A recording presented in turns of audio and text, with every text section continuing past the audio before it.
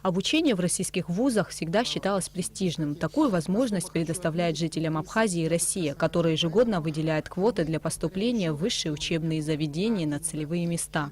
В этом году при распределении направлений подготовки рабочая группа ориентировалась на реальные потребности в кадрах.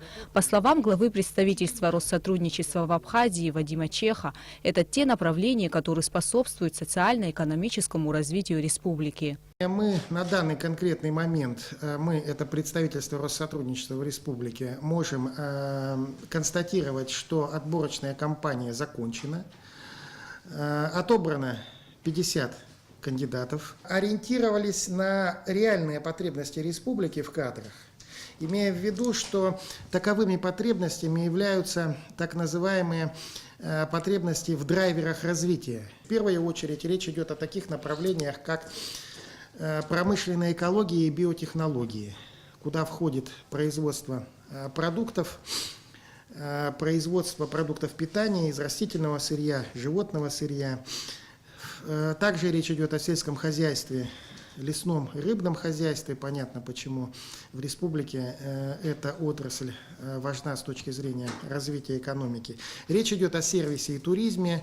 Речь идет о таком очень важном и, я бы сказал, новом инновационном направлении, как информационные технологии и вычислительная техника. Как отметил Вадим Чеха, рабочая группа старалась сделать отборочную кампанию максимально открытой и доступной и все спорные вопросы решить в пользу поступающих.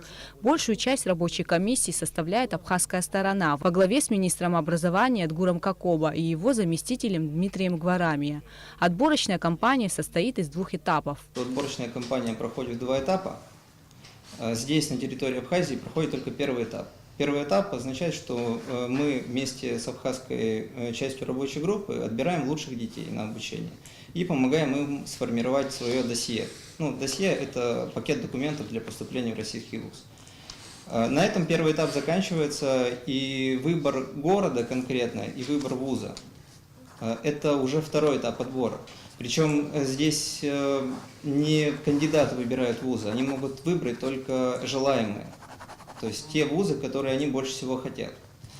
А в дальнейшем, на втором этапе, когда уже Министерство науки и высшего образования России и российские вузы будут рассматривать их пакеты документов, они уже там будут принимать решение, кто в какой город поедет. Пока для участия в отборочной кампании было подано больше 350 заявок. Конечно же, юриспруденция, экономика и медицина остаются на первом месте. Но, по словам представителей Россотрудничества, вырос спрос и на технические специальности. На бакалавриат и на специалитет в этом году было выделено меньше мест, чем в прошлом. Больше всего квот на магистратуру и аспирантуру, что обусловлено большой потребностью в подготовке профессиональных кадров. Гугуца Вардания, Тамас Чиковани, Абхазское телевидение.